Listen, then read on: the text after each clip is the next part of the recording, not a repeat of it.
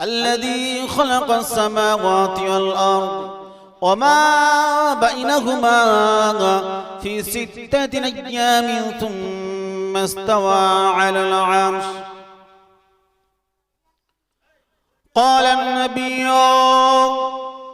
صلى الله عليه وسلم: القرآن شفيع مصفٍ وماجد مصدق من جعله أمامة قداه إلى الجنة ومن جعل خلف جهره سقاطه إلى النار.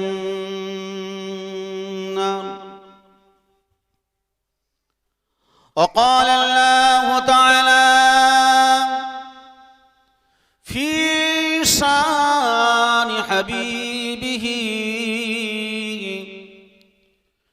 مخبرا وآمرا: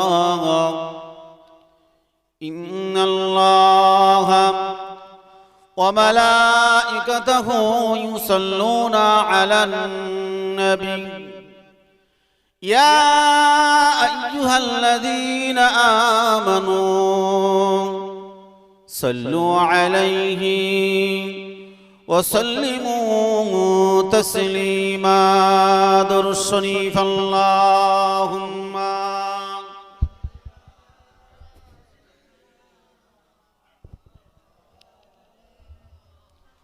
وعلى علي سيدنا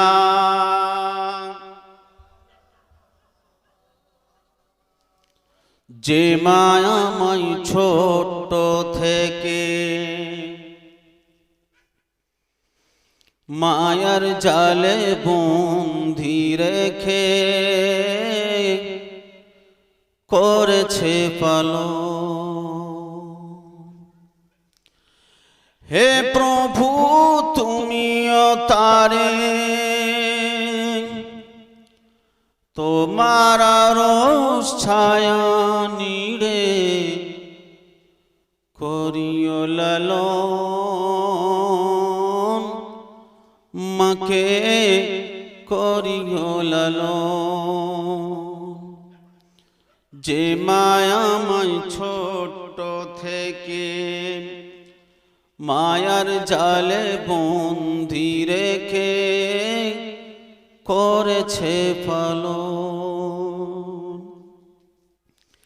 মাঝে সদাই আমার পাশে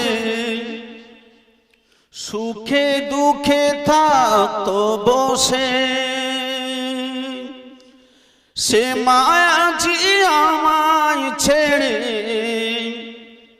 চলে গেছে তোমার কাছে। সত্যিকারে যারা মা হারা তাদের মার কথা মনে পড়ে না পড়ে না? এই গভীর রাত্রে আপনি যদি আপনার মায়ের কথা স্মরণ করে যদি এক ফোঁটা চোখের পানি যদি ফেলেন, আল্লাহ পাকের বদলা আপনার মায়ের কবরের জামিনদারের সার্টিফিকেট দেবে। জোরে বলবেন, আরো জোরে হবে না? মা যে সদাই আমার পাশে সুখে দুঃখে থাকতো বসে, সে মায়াজি আমায় ছেড়ে চলে গেছে তোমার কাছে।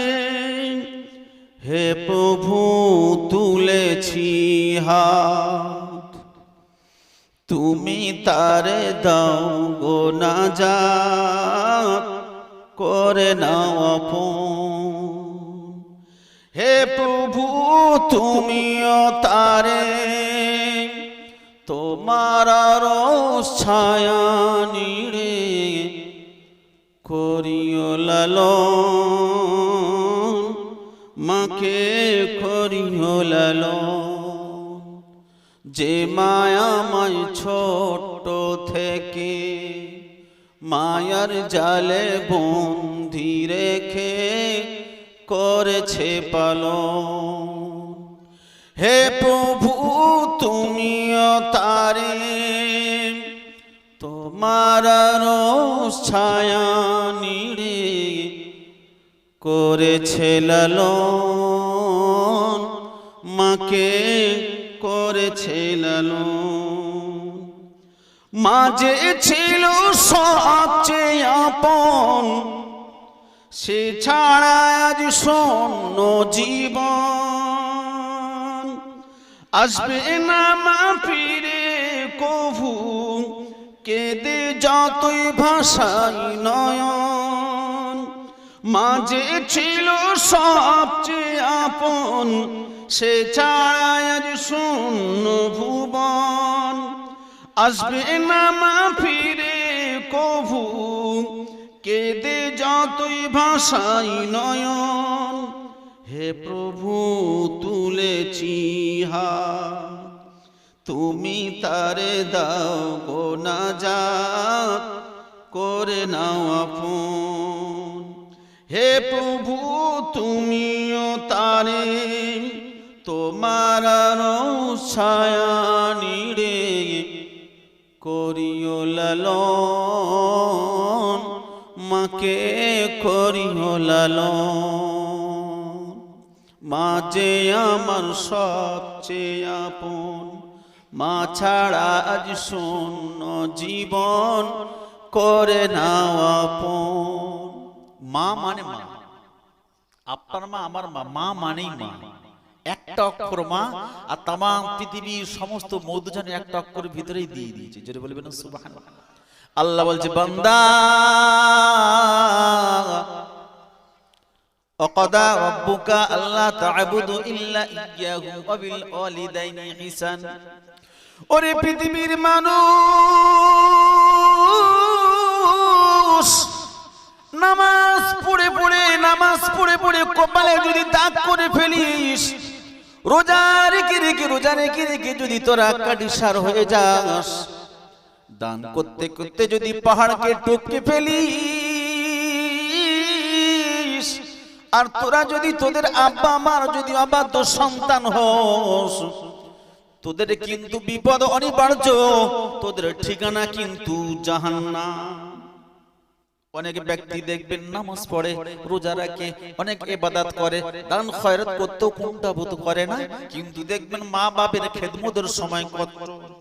এরকম কিছু লোক আছে না, কিছু ডাকাত এরকম আছে, বন্ধুর পিছনে অনেক টাকা ব্যয় করে, বান্ধবীর পিছনে অনেক টাকা নষ্ট করে, এখানে সেখানে শ্বশুর শাশুড়ি শালী বন্ধু বান্ধব সবার পিছনে টাকা চলে যায়, অসুবিধা হয় না। কিন্তু যখন বাপ মা টাকা চায় তখন কলজে টান পড়ে, পড়ে না। আজকের মিস্ত্রি পড়া জলসা হচ্ছে, সবাই আসো, সবাইকে টাকা দিচ্ছে, অসুবিধা নাই। বাপ যদি বলে কোচি আমাকে 5 টাকা দে, তখন বলবে টাকা তোমার কি হবে? ছেলে যদি 50 চায় 100 দেবে, বউ যদি 100 চায় 200 দেবে, কেউ যদি 1,500 চায় 2000 দেবে। বাপ যদি 500 চায়, ও বলবে এত টাকা তুমি কি করবে, বুড়ো বয়স অত টাকা। এরকম আছে না নাই? বর্তমান সময় এই এমন একটা ব্যাধি এসেছে, সবচেয়ে বিপদে কষ্টতে আছে বাপ মা, অথচ সবচেয়ে বিনা স্বার্থে ভালোবাসে কে? বাপ মা। অন্য আপনাকে ভালোবাসবে স্বার্থে। আপনার সময়ের বন্ধু কিন্তু অসময়ের বন্ধু না, আপনার কাছে থাকবে বন্ধু, বিপদে থাকবে না। কিন্তু আপনার বিশ্বাস করেন, আপনার আব্বা মা থাকবে আপনার সময়েরও আপনার অসময়েরও। সত্যিকারে যদি আপনাকে কেউ ভালোবাসে, সেটা হচ্ছে আপনার আব্বা মা নিঃশর্তে ভালোবাসে, যার কোনো স্বার্থ নাই। জোরে বলে। 1 তারিখ আল্লাহ রাসূল সাল্লাল্লাহু আলাইহি সাল্লাম মসজিদে নববী শরীফে বসে আছে। হঠাৎ মাত্র একজন বুড়ি মা লাঠি ধরে ধরে আসছে, নাম ধরে আসছে, মুহাম্মদ, এ মুহাম্মদ, মুহাম্মদ সাল্লাল্লাহু আলাইহি ওয়াসাল্লাম। সাহাবারা বলছে আমার নবীর নাম ধরে ডাকে, এত বড় স্পর্ধা সাহসকার। আল্লাহ রাসূল বলছে আমার নাম ধরে ডাকার মতো কেউ নেই, তো নিশ্চয়ই আমার বৃদ্ধা দুধ মাতা এসেছে আমার কাছে। জোরে বলবেন না? আল্লাহ পাকে নবী মসজিদে নববী শরীফ থেকে বার হয়ে আসলেন। মসজিদে নববী শরীফ থেকে বার হয়ে এসে দেখতে পেলেন অন্য কেউ নয়, বুড়িমা দাঁড়িয়ে নাম ধরে ডাকে, ও আমার যুবকেরা, জওয়ানেরা, মা হারা সন্তান না, এখন এমন সন্তান হয়েছে, মা যদি বাপ যদি চলে যায়, বাপ মার কথা মনে পড়ে না।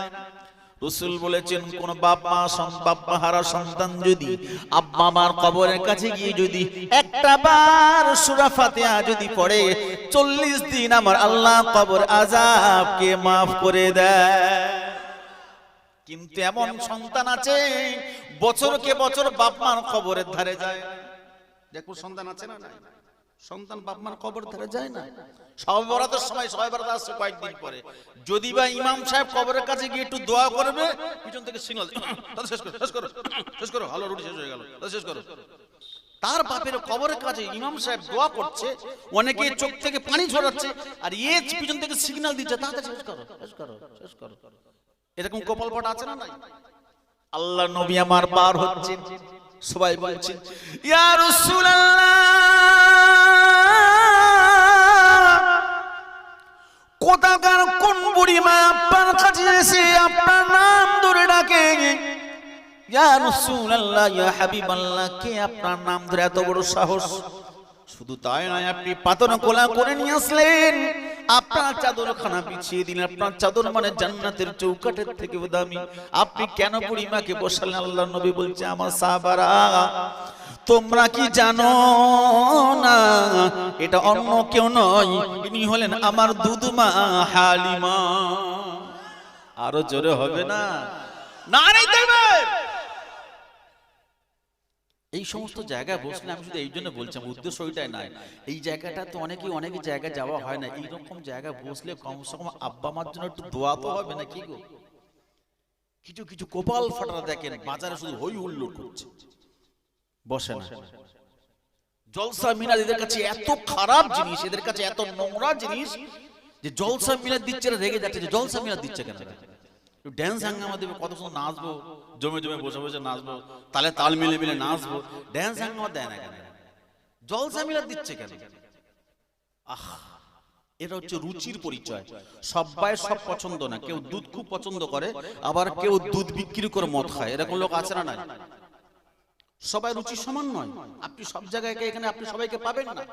বিশ্বাস করেন, নিকৃষ্ট প্রাণীগুলোকে যদি আপনি লক্ষ্য করেন, নিকৃষ্ট প্রাণী, আপনি তাদের ডাকবেন, তারা ডাক শুনবে। আপনি বাড়িতে যাবেন, বাড়িতে গিয়ে বলবেন, হাঁসকে বলবেন আয় আয় গোড় গোড়, আয় আয় গোড় গোড়, হাঁস আসবে না? আসবে না?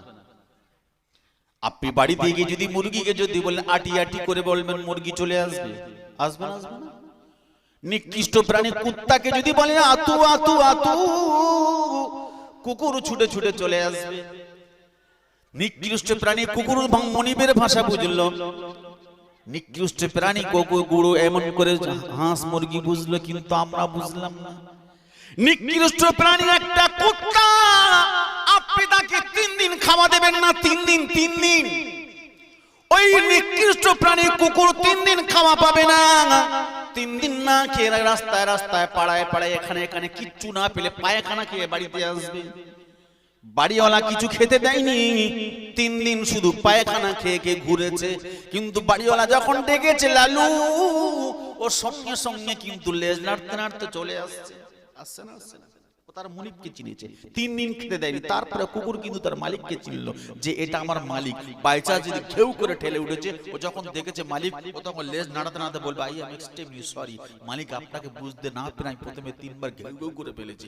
আসলে কিন্তু আপনি তো আমার মালিক, আসেন আমার ঘরেতে আসেন, আমার ঘেউ করাই উচিত হয়নি, আমি ভেবেছি অন্য কেউ।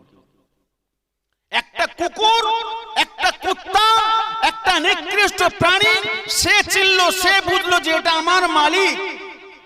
অথচ আমরা আমাদের মালিককে চিনলাম না। যে মালিক আমাদের নাক দেখে দেখাল, যে মালিক আমাদের দেখাচ্ছে, যে মালিক আমাদের এখনো পর্যন্ত বাঁচিয়ে রেখেছে, সেই মালিককে আমরা খুশি করতে পারিনি। কেন আমাদের বিপদ আসবে না? আমাদের কেন আমরা মার খাবো না? লাজ্জু তো কেন আমরা খাবো না? আমরা যখন আমাদের মালিককে যখন ভুলতে চলেছি, মালিক তখন আমাদেরকে তো পেশাই করে ছাড়ে। এটা আমাদের হাতের কামাই, এটাই আমাদের বিপদ। দেখেন আজকে আল্লাহ বলা হয়ে গেছে, আজকের এত বড় একটা জলসা, মানুষগুলো কোথায়? শুধু ঘুরছে, শুধু এমাথা মতো ঘুরপাক খাচ্ছে। আর কিছু কিছু ছেলে আছে, কিছু কিছু মেয়ে আছে, ছেলেরা যেদিকে মেয়েরা সেই দিকে, ফুচকার দোকানে, এ দোকানে, বাদামার দোকানে, সেখানে ঘুরে ঘুরে ঘুরে ঘুরে সময় কাটিয়ে কাটিয়ে বাড়ি চলে যাচ্ছে। কিন্তু আজকের এই জায়গাটা আমাদের জন্য রহমত, আবার কারোর জন্য জলসাটা গজব।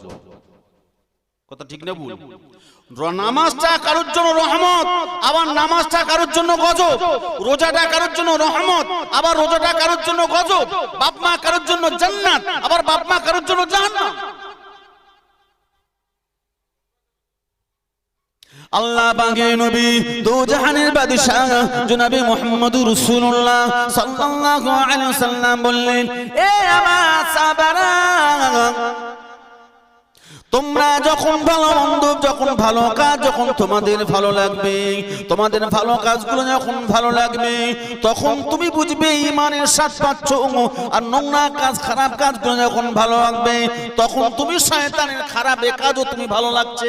তার মানে তুমি বুঝতে হবে এই দিকটা ওই দিকটা, ডান হাত বাম হাত, ডান সাইড বাম সাইড, এটা রাসূলের কথা যখন আপনার ভালো লাগবে, তখন মুমিন হলে প্রকৃত স্বাদ খুঁজে পাবে। আর খারাপ কাজের যখন স্বাদ পাবে, তখন বুঝবে ঈমানটা তার শেষ। কিছু কিছু মানুষের দেখবেন আল্লাহ রাসূলের কথা ভালো লাগে না, আর যেই মরে যাবে সেই সময় একদম লাইন ধরে বাচ্চাদেরকে ডেকে ডেকে সব কোরআন শরীফ পড়, ইয়াসিনুল কুরআন হাকিমুল মুসলিম আলাইহিস মুস্তাকিম। ফেরেশতারা বলবি চিটিংবাজ, জীবনে 14 বছর কোরআন শরীফ শুনতো না, আর এখন কেন মাথার ধারে বেকার কেন কোরআন পড়তেছিস? কেন মাথার ধারে কোরআন পড়তেছিস? এই বেঈমানটা তো জীবনে কোরআন শরীফ সহ্য করতো না, এর কেন মাথার ধারে কোরআন পড়ছিস? কথা ঠিক না? মারা গেল, সুন্দর করে গোসল দিয়ে দিল, কবরে নামানোর সময় আমরা ইমাম সাহেবরা বলতে গেলাম, বিসমিল্লাহি ওয়া ফি সাবিলিল্লাহি ওয়া আলা মিল্লাতি রাসূলুল্লাহ। তাহা মিথ্যা কথা, কাঁচা মিথ্যা কথা বলে দিলাম। যে পুরো দিনের উপরে ছিল, ইসলামের উপরে ছিল, কাবা থেকে মুখ করে ঠিক করে ছেড়ে দিল, কিচ্ছু না। আবারও কিছু কিছু মুসলমান আছে সারাটা জীবন নামাজ নাই, সারাটা দিন রোজা নাই, জীবনে বাপ মাকে খেদমত করতো না, মসজিদ মাদ্রাসাকে চিনতো না। যখন মারা গেল, মারা যাবার পরে ঈমানের সঙ্গে মারা গেল কিনা, বেঈমান হয়ে মারা গেল এটা আমরা জানি না, কিভাবে মারা গেল তাও আমরা বুঝলাম না। যখন মারা গেল মনে করলাম 3টে গরু যদি কায়দা করে জবাই করে খাইয়ে দেই, মনে হবে যেন জান্নাতে সার্টিফিকেট পেয়ে গেছে। কিছু কিছু লোকের ধারণা আছে যে মরে যাবে 3টে গরু জবাই করতে হবে, ঝামেলা শেষ। কিছু কিছু আবার ছেলে আছে সারাটা জীবন বাপ মাকে ভাত দেয় না, ডাক্তার দেখানোর সময় ঔষধ দিল না, শীতকালে ব্ল্যাঙ্কেট কিনে দিল না, গরমের সময় পাকা কিনতে কষ্ট হলো, মশার জ্বালায় মশারি কাটাতে মশারি দিতে কষ্ট হলো। যেই মারা গেল তখন বলছে আমি 20,000 টাকা আমি দেব। জীবিত অবস্থায় কিচ্ছু দেয় না, ডাক্তার দেখানোর পয়সা দিল না। যেই মারা গেছে তখন বলছে 20,000 আমি দেবো। তারপরে এত খুশি হয়েছে গিফট দিচ্ছে, বলছে মরে গেছে খেয়ে গেছে, যাক ঝামেলা শেষ হয়ে গেছে, 20,000 দিলাম, বিদায় দিয়ে দিলাম। এ সত্যিকারে যদি বাপ মাকে ভালোবাসতো, বাপের মায়ের যদি মুহাব্বতটা যদি টুকু থাকতো, তাহলে করতো কি না, ও 20,000 টাকা, ও মা মরে যাবার আগে 20,000 টাকা, কমসে কম 10,000 টাকা ডাক্তারিতে ব্যয় করতো। কথা ঠিক না ভুল বললাম? জলসা মিলাদ কিসের? জলসা মিলাদ কিসের জন্য? জলসা মিলাদ তো এই জন্য, খারাপগুলোকে ভালো বলার জন্য। রাসূল সাল্লাল্লাহু আলাইহি সাল্লাম সাহাবা আজমাইনদেরকে যখন যেটা যার যেটা দরকার পড়তো, যেখানে যেটা প্রয়োজন মনে করতো সেটা দিত। খাজা গরিবে নামাজ মাইনুদ্দিন চিশতি রাহমাতুল্লাহ আলাইহি কি দরকার ছিল হিন্দুস্তানের জমিনে আসা?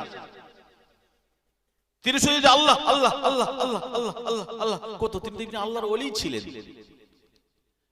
কি দরকার ছিল হিন্দুস্তানের জমিনে? পাহাড় পর্বত, নদ নদী, সব পথ রাস্তা ঘাট নেই, কত উদ্দাম মরুভূমির প্রান্তর, সব থেকে দুর্গম প্রস্তুত রাস্তা, কত খারাপ রাস্তা, মরুভূমি রাস্তা, সেখান থেকে হেঁটে হেঁটে হেঁটে হেঁটে হেঁটে হেঁটে হিন্দুস্তানের জমিনে কেন এসেছিলেন? পথ হারা মানুষগুলোকে সঠিক পথ পাওয়ার জন্য। সেই জন্য তা আজও পর্যন্ত সারা পৃথিবীতে খাজা গরিবে নামাজ মাইনুদ্দিন চিশতি রাহমাতুল্লাহ নামটা আমরা সুন্দরভাবে নয় স্বর্ণাক্ষরে লেখা আছে, আর আমরা শ্রদ্ধার সঙ্গে রাহমাতুল্লাহ বলেই আলোচনা উচ্চারণ করি। সুবহানাল্লাহ। আর আমি আপনি যখন মারা যাব, ও যুবকেরা জওয়ানেরা, আমি আপনি যখন মারা যাব, আমরা এমন মানুষ হয়েছি, আমরা মারা যাবার পরে আমাদের লাশখানা অনেকে দেখতে আসবে না। লাশখানা এই জন্য দেখবে না, ভয়ে রাতের বেলা অনেকের ঘুম হবে না বলে, সেই জন্য আমাদের মুখ পর্যন্ত অনেকে দেখবে না। কথা ঠিক না ভুল বলেন? আমরা মরে যাবার পরে আমাদের মুখ অনেকে দেখবে না, রাতে ঘুম হবে না বলে ভয়ে আমাদের মুখ দেখবে না অনেকে। অনেকে বলবে যাব না, তাবিজ নষ্ট হয়ে যাবে। অনেকে বলবে যাব না, কোনো অসুবিধা আছে। অনেকে বলবে যাব না, আমার ওখানে রাত্রে ঘুম হবে না। অনেকে বলবে গেলে আমার অসুবিধা আছে।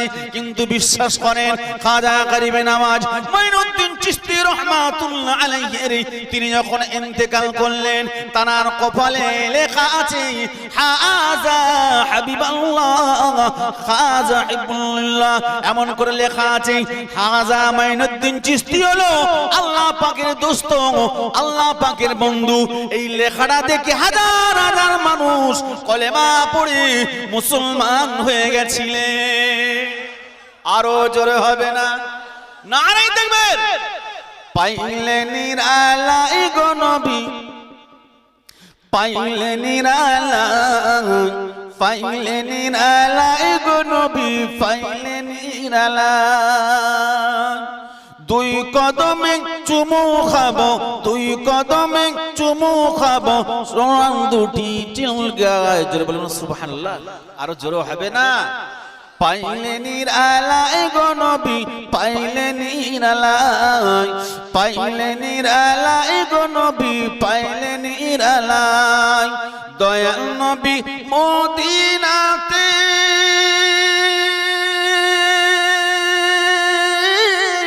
আছেন শুয়ে মদিনাতে, দয়ার নবী কত দূরে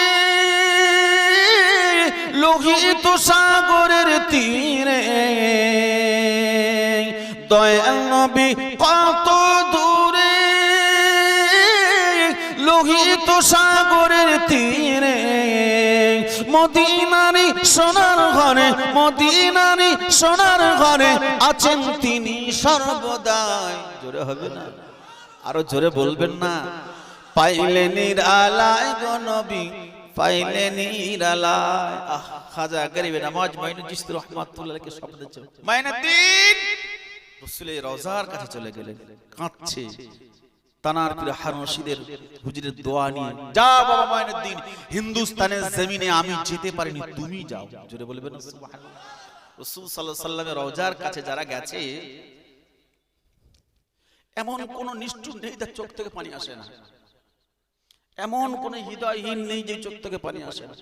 অনেকেই বলে, আমাদের হাজী সাহেব আমরা যখন একসঙ্গে যখন রাসূল সাল্লাল্লাহু আলাইহি ওয়াসাল্লামের রওজার মাজার জিয়ারত করে যখন আসছিলাম, অনেকে বলছে আমার আব্বা মা যখন মারা গেছেন আমি কাঁদিনি, আমার চোখে পানি আসছিল না, টেনশনে বিভিন্ন ইতে। রাসূল সাল্লাল্লাহু আলাইহি ওয়াসাল্লামের রওজা জিয়ারত করবার পরে মানুষ পাগলের মতো কাঁদছে, পাগলের মতো কাঁদছে যে আমার আব্বা, আমার মা, আমার আত্মীয়, আমার প্রিয়জন কেউ থাকবে না। কিন্তু রাসূল সাল্লাল্লাহু আলাইহি ওয়াসাল্লাম আমাদের ছাড়া জান্নাতে যাবে না, শুধু আমাদের জন্য, আমাদের জন্য, আমাদের জন্য কাঁদবেন। আম্মাজান খাদিজা, আম্মাজান আমিনা বর্ণনা করছেন, আমার বেটা যখন পৃথিবীতেই যখন এসেছে, মুখটা নড়ছে, আমি কানটা লাগালাম, কানটা লাগানোর পর দেখছি না আমার বেটা মুহাম্মদ রাসূল সাল্লাল্লাহু আলাইহি ওয়াসাল্লামের জবান থেকে একটা আওয়াজ আসছে, ইয়া উম্মতি, ইয়া উম্মতি, ইয়া উম্মতি। জোরে হবে না?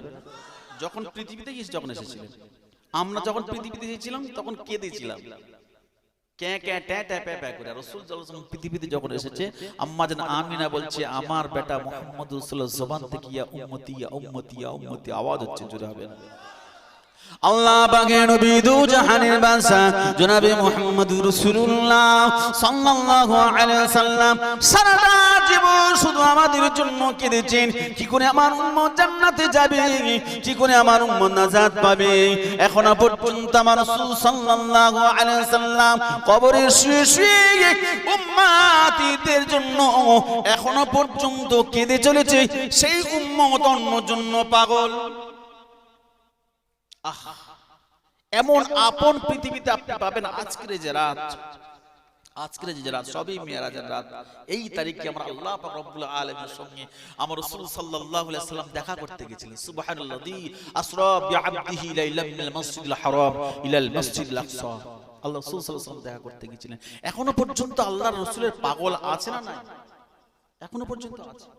রিসেন্টলি কালকের কারা আপনি কাল পরশুদিন খবর দেখেন, মিডিয়ারা ভালো জানবেন, যারা ইন্টারনেট খবর দেখবেন, বোম্বাইতে বাড়ি মর্দে মুজাহিদ মুফতি সালমান আজহারি, তিনি দীপ্ত কণ্ঠে বোম্বাইয়ের জমিনে বলেছিলেন যে আমরা আমাদের জীবন শেষ করতে পারি, আমরা আমাদের বাপ মাকে সব ছেড়ে দিতে পারি, জমি জায়গা সব ছেড়ে দিতে পারি, কিন্তু আমার নূরে মুহাম্মদী রাসূলুল্লাহর নামে কেউ যদি উল্টো পাল্টা বলে, যতক্ষণ রক্তের শেষ বিন্দু থাকবে ততক্ষণ পর্যন্ত ওদেরকে আমরা ছাড়বো না।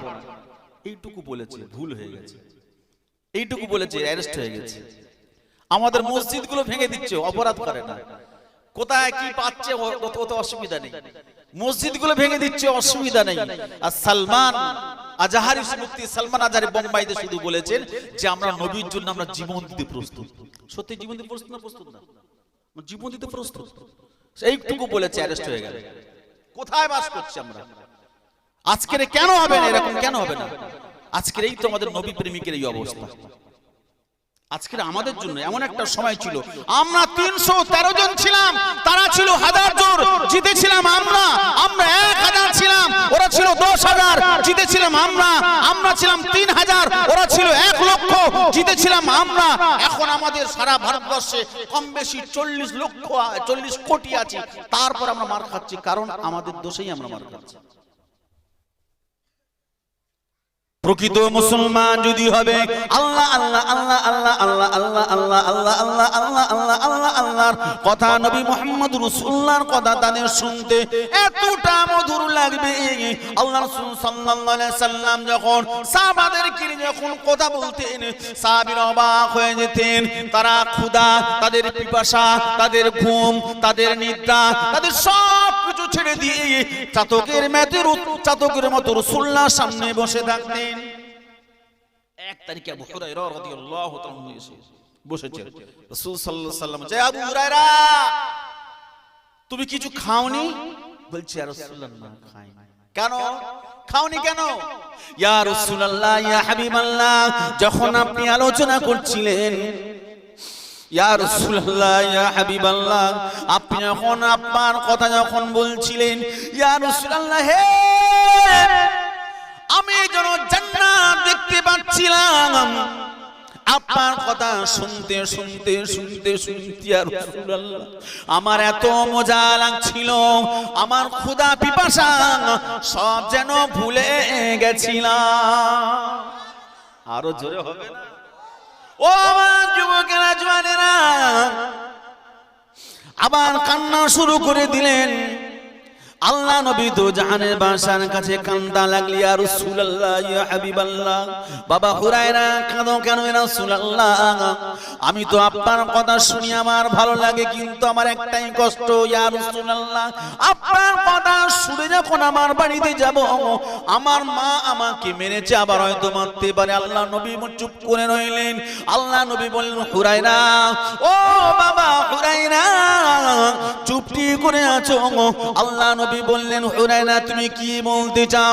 ইয়া রাসূলুল্লাহ, ইয়া হাবিবাল্লাহ, আপনি আমার মায়ের সম্পর্কে কিছু কি বলবেন? আল্লাহ নবী বললেন, বাবা হুরায়রা, তোমার মা তোমাকে মেরেছে, আমি কিছু বলবো না।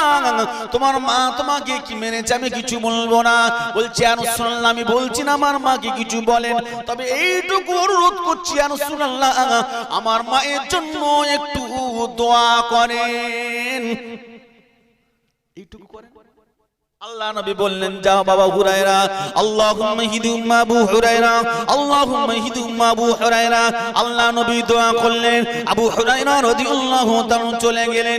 কে দেখছেন যখন বাড়িতে গেছে, দরজা খুলে হুরায়রা মা বলতে, বাবা হুরায়রা, আমি তোমাকে মেরে ভুল করেছি, চলো তোমার নবীর কাছে যাব, আমি কলেমা পড়ে নেব। আরো জোরে হবে না?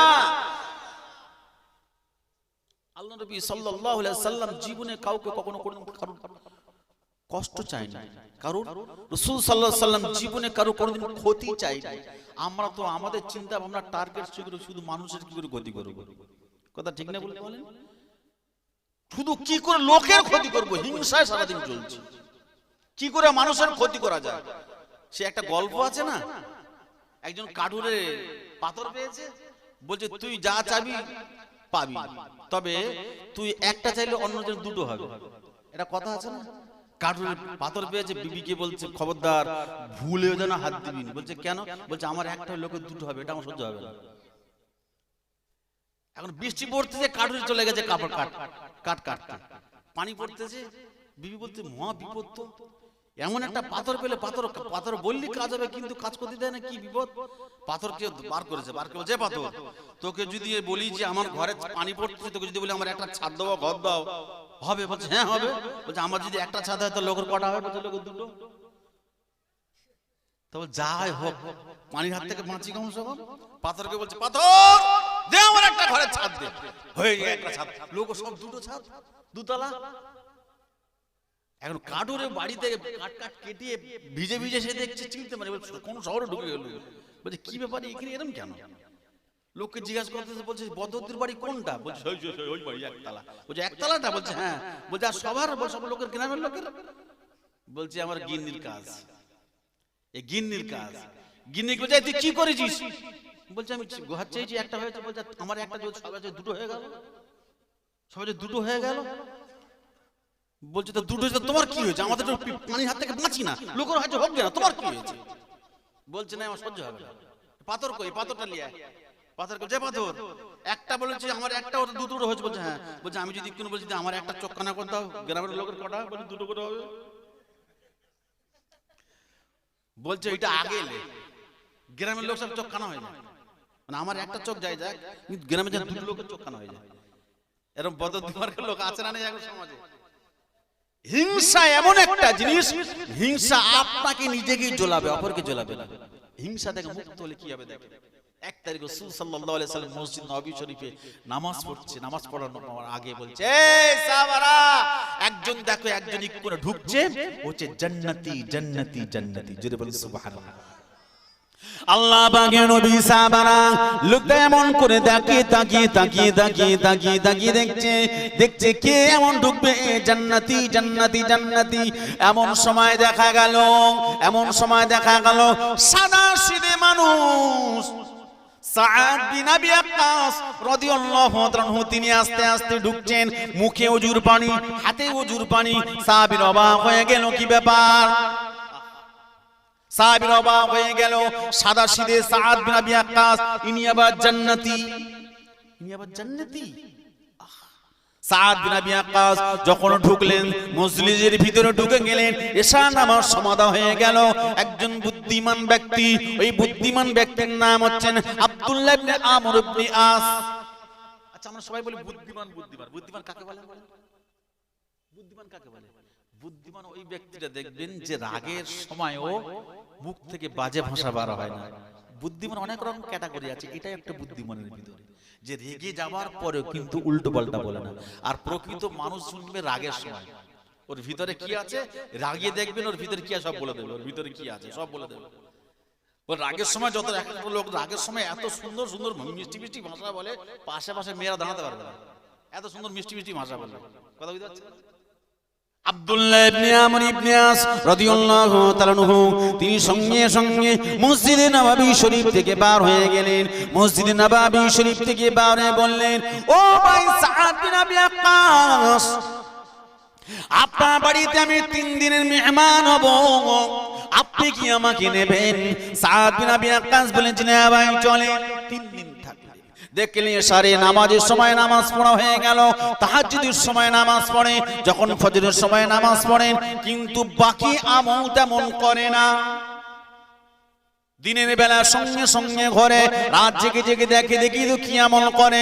3 দিন থাকার পরে সাআদ বিন আবি ওয়াক্কাসকে জিজ্ঞাসা করলেন, ও ভাই সাআদ বিন আবি ওয়াক্কাস, একটা কথা বলবো?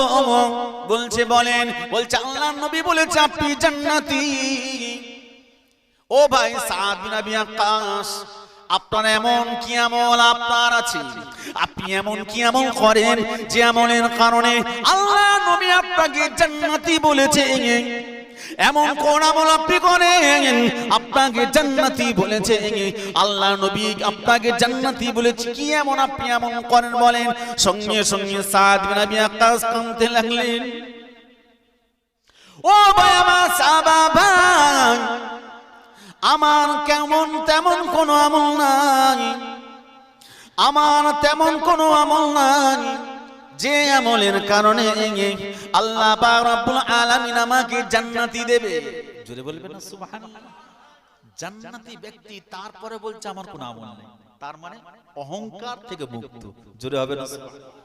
আর আমাদের একটু নামাজ পড়লে মনে করে আমি জান্নাতের সার্টিফিকেট পেয়ে গেছি, কথা ঠিক না বলে বলেন না। বড় পীর আব্দুল কাদের জিলানী রাহমাতুল্লাহ আলাইহি বলছে অহংকার থেকে মুক্ত হওয়ার জন্য কটা টিপস জেনে নাও। অহংকার থেকে মুক্ত হওয়ার জন্য আপনারা বলেন মুজাদ্দিদুজ জামান দাদা হুজুর কিবলা রাহমাতুল্লাহ আলাইহি 40টা সনদ পেয়েছিলেন, হাদিসের সনদ। 6টা হাদিসের সনদ পেলে মাওলানা হওয়া যায়, আর তিনি 40টা পেয়েছেন। 6টা ছাড়া আরো 34টা বাড়তি।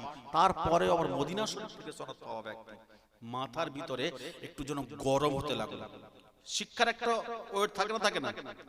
শিক্ষার একটা ওয়েট থাকে, শিক্ষার একটা অহংকার থাকে। অনেকের রূপের অহংকার থাকে, অনেকের অর্থের অহংকার থাকে, অনেকের বংশের অহংকার থাকে। মুজাদ্দিদুজ জামান দাদা হুজুর রাহমাতুল্লাহ যখন 40টা সনদ পেয়ে গেলেন, তখন মনে মনে মনে যেন একটা গরম আলো। সঙ্গে সঙ্গে ভাবলে আমার মনের মধ্যে গরম আসছে, কি করতে হবে? তাসাউফের পণ্ডিত রাসূলের নামা ফাতেওয়া আলী আশি রাহমাতুল্লাহর কাছে চলে গেলেন যে আমাকে, আমি শিক্ষার দিক থেকে অনেক উপরে, কিন্তু তাসাউফের দিক থেকে আমি কিচ্ছু না। কারণ অহংকার থেকে নিচে নামবে বলে। কিভাবে তারা অহংকার থেকে নিচে নামছে দেখেন। আর আমরা তো অহংকারের সিঁড়িতে চড়ি। মুজাদ্দিদুজ জামান দাদা হুজুর কিবলা রাহমাতুল্লাহ আলাইহি ফাতেওয়া আলী আশি রাহমাতুল্লাহ আলাইহির কাছে গেলেন, জানাকি রাসূলের নামা বলা হতো। ফাতেওয়া আলী আশি রাহমাতুল্লাহ আলাইহিকে রাসূলের নামা বলা হতো। রাসূলের নামা মানে কি? যখন ইচ্ছা তখন তিনি আমার নবীকে দেখতে পেত। তিনি অত শিক্ষার দিক থেকে অতটা উচ্চ সিংহাসনে ছিলেন না, কিন্তু তাসাউফের দিক থেকে আকাশচুম্বী রাসূলকে বললেই দেখতে পেতেন। সঙ্গে সঙ্গে মুজাদ্দিদুজ জামান দাদা হুজুর কিবলা রাহমাতুল্লাহ আলাইহি, মুজাদ্দিদুজ জামান দাদা হুজুর কিবলা রাহমাতুল্লাহ আলাইহি তানার পীরের কাছে মুরিদ হয়ে তানা তাসাউফ শিক্ষায় শিক্ষিত এই জন্য হয়ে হতে লাগলেন যে আমি এত শিক্ষায় শিক্ষিত, আমার অহংকার যেন না বাড়ে, আমার পীরের কাছে আমি বিক্রি হয়ে গেলাম। এত শিক্ষায় শিক্ষিত হওয়ার পরে নিজের মনে মনে মনে মনে মনে মনে ভাবতে লাগলেন আমার অহংকার আমার মাথায়। আর মানুষের অহংকারটা তো মাথায় যায়, জানা যায় না? অহংকারটা মাথায় যান। তিনি করলেন কিনা মুজাদ্দিদুজ জামান দাদা হুজুর কিবলা রাহমাতুল্লাহ আলাইহি তানার পীর মুর্শিদ ফাতেওয়া আলী আশি রাহমাতুল্লাহ আলাইহি জুতো মোবারক কানা মাথায় নিয়ে অহংকার থেকে মুক্ত হয়ে মাথায় জুতো নিয়ে মুজাদ্দিদুজ জামান দাদা হুজুর কিবলা রাহমাতুল্লাহ আলাইহিকে দেখে ফাতেওয়া আলী আশি রাহমাতুল্লাহ আলাইহি বললেন, এ বাবা আবু বকর, ও বাবা আবু বকর, আল্লাহ পাকের কাছে তুমি এত প্রিয় হয়ে গেছো, নিজেকে এত ছোট মনে করেছো, নিজেকে এতটা নরম মনে করেছো, নিজেকে এতটা পানির মতো মনে করেছো, নিজেকে এত ছোট মনে করেছো, নিজেকে অহংকার মুক্ত হয়ে গেছো। আল্লাহ তোমাকে মুজাদ্দিদুজ জামান করবে, আর বাংলা নয় 52টা জেলার মানুষ তোমার জুতো মোবারক নিয়ে ঘুরবে। আরো জোরে হবে না? আরো জোরে বলতে পারছেন না? নাই দেখবেন ও মা যুবকেরা জওয়ানেরা, নরম কি জিনিস দেখেন, পানি কি জিনিস দেখেন। পানি এমন একটা জিনিস, পানি ঠান্ডা, পানি ঠান্ডা না গরম? ঠান্ডা। পানি ঠান্ডা। পেট্রোল কি গরম না ঠান্ডা? গরম। আপনি পানির বোতলে 1 লিটার পানির বোতল আপনি রেখে দেবেন, একদিন পরে যাবেন, যতটুকু পানি ততটুকুই থাকবে না? থাকবে না? থাকবে ততটুকু। কিন্তু যদি আপনি পেট্রোল 2 লিটার পেট্রোল নিয়ে যদি আপনি রেখে দেন, 2 লিটার পেট্রোল রাখবেন, মুখটা টুক করে খুলে দেবেন, 1 ঘন্টা পরে যাবেন, 2 লিটারের পেট্রোল কি মনে একটু বাড়বে? শেষ হয়ে যাবে না? ক্ষয় হয়ে যাবে। কারণ গরম। গরম যদি একবার ঢুকেছে শেষ হয়ে গেছে, গরম যদি একবার ঢুকবে শেষ হয়ে যাবে। ও মা যুবকেরা জওয়ানেরা, আল্লাহ আল্লামা রুহুল আমিন শাহ রাহমাতুল্লাহ আলাইহি এত শিক্ষিত মানুষ ছিলেন, এত শিক্ষিত মানুষ ছিলেন, আজ পর্যন্ত 200 বছর ইতিহাসের ভিতরে আলিয়া ইউনিভার্সিটির আলিয়া মাদ্রাসার রেকর্ড আমার মুসা এমন করে তার আল্লামা রুহুল আমিন সাহেব হুজুরের রেকর্ড কি আজ পর্যন্ত ভাঙতে পারেনি। দু হাতে কলম চালাতেন, কত কিতাব লিখেছে, কত ভাষাভাষীর কিতাব লিখেছে। যখন কিতাব লিখলে এত শিক্ষিত তার রেকর্ড আজও পর্যন্ত কেউ ভাঙতে পারেনি। গরম আসেন, গরম শিক্ষার একটা গরম আছে না, শিক্ষার কিছু কিছু মানুষ দেখবেন লোককে সালাম দেবেন, রাসূলের চেয়ে কি তুই বড়? নবীও বাচ্চাদের সালাম দিত, কথা ঠিক না ভুল বলেন? একজন 5 বছরের ছোট্ট সাহাবী, 5 বছরের, সে বড় হয়ে বর্ণনা করছে, আমি ছোট্টবেলায় আমার রাসূল সাল্লাল্লাহু আলাইহি সাল্লামের সামনে বসেছিলাম, আমার নবী আমাকে ডেকেছে, আর রাসূল সাল্লাল্লাহু আলাইহি সাল্লাম যখন ডেকেছে রাসূল পানি খাচ্ছিল, রাসূলের পানি মোবারকটা মুখ থেকে ওই ছোট্ট বাচ্চার গায়ে মুখে পড়েছিল। তিনি বলছে আমি খুশি হয়েছিলাম, আর বড় হয়ে বলছে, তিনি বলছে আমাকে তোরা চিনিস, আমার রাসূলের মুখের পানি আমার মুখে লেগেছিল। জোরে হবে না? ছোট ছোট বাচ্চাকে রাসূল আদর করতেন, ভালোবাসতেন, বিধর্মীদের ভালোবাসতেন। তোমার কিসের অহংকার? শিক্ষার অহংকার, কিসের অর্থের অহংকার? আজকের আমি আপনি চলে যাব, কেউ থাকবে না। কেউ থাকবো আমরা? কেউ থাকবে না। আল্লামা রুহুল আমিন শাহ রাহমাতুল্লাহ আলাইহি। আপনাদের অসুবিধা হচ্ছে বাবু? আমার ওয়াজটা কিন্তু ঘুরোচ্ছে, এই জন্য ঘুরোচ্ছে পরিস্থিতি হিসাবে। খাজা গরিব নামাজ থেকে ঘুরে ঘুরে এই জায়গাটা আমি আসছি, আবার কিন্তু ঠিক জায়গায় যাব। আল্লামা রুহুল আমিন এত শিক্ষায় শিক্ষিত ছিলেন, তিনি দেখছেন যে আমার শিক্ষার একটা অহংকার বাড়ছে।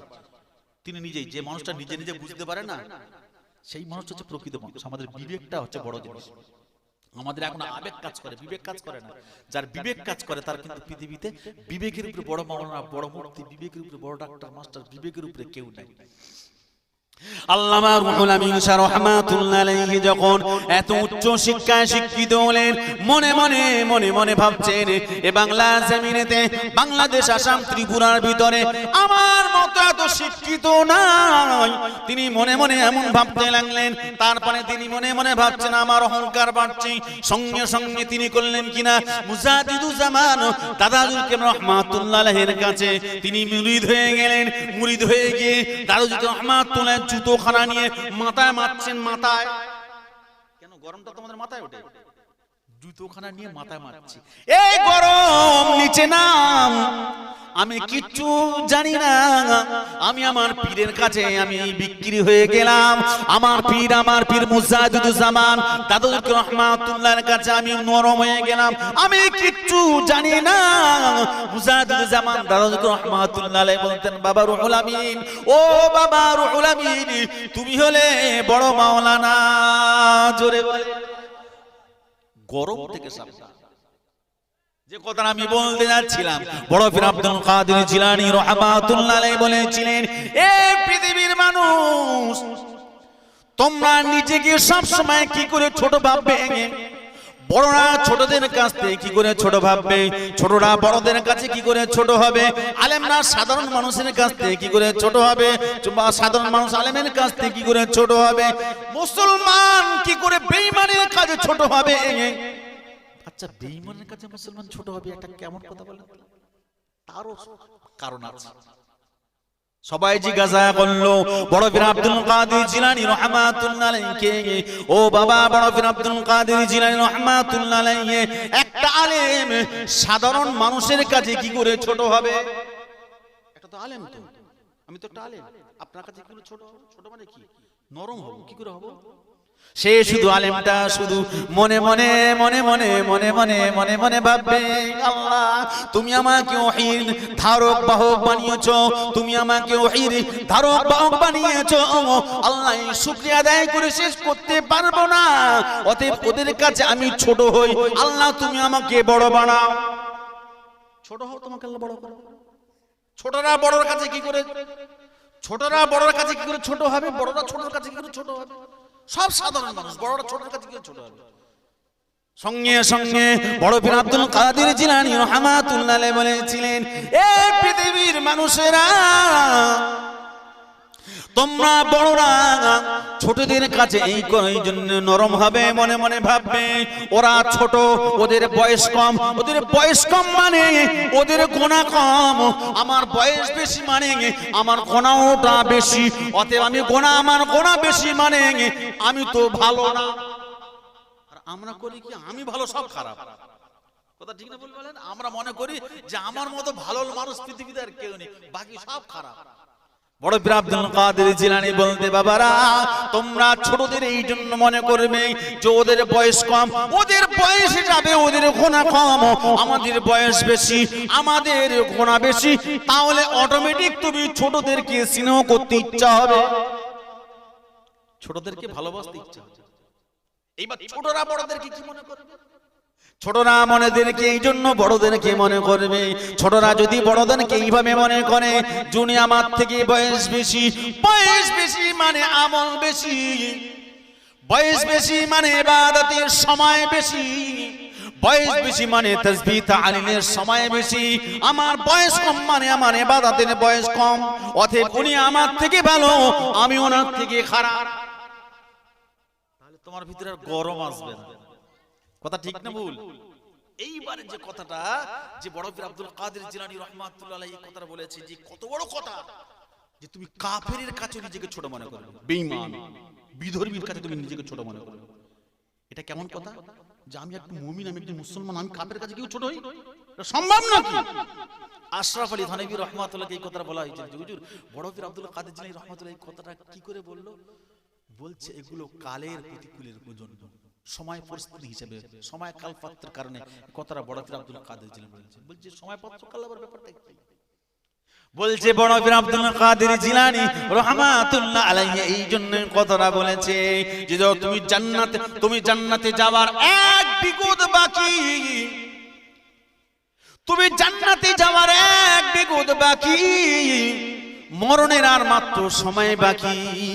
কোন কারণে হয়তো তুমি বেঈমান হয়ে মারা গেলে, তুমি যদি বেঈমান হয়ে মারা যাও, জান্নাতে যাওয়ার এক বিগত বাকি, কোন কারণে তোমার মৃত্যুটা যদি ঈমানের সঙ্গে যদি না হয়, তাহলে তোমার জীবন বৃথা। তোমার মৃত্যুটা ঈমানের সঙ্গে হবে তুমি কি করে বুঝলে?